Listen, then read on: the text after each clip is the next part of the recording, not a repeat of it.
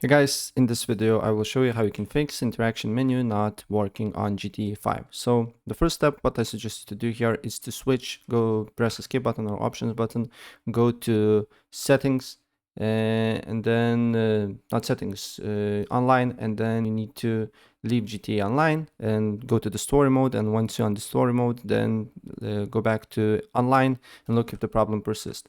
If the problem persists, another thing that I suggest you to do here is to simply restart your game, and for some people it worked as well.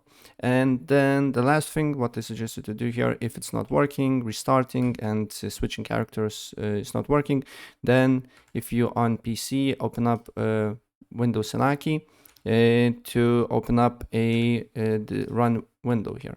Don't worry, if you're using PS5 and PS4 controller, I will show you what you need to do here next as well.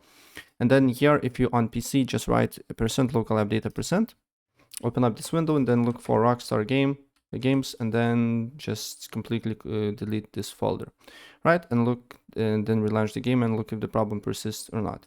And if you are on PS4, PS5, what you need to do here is to clear your cache and also rebuild your database. So if you don't know how to do that, I will leave the video in the comment section below showing you step by step how you can clear your cache. And after you clear your cache, just restart the game and interaction menu should work. So just look for the video in the comments, right? So yeah, that's pretty much it. And if I help you out, please press like button and subscribe for more. Take care.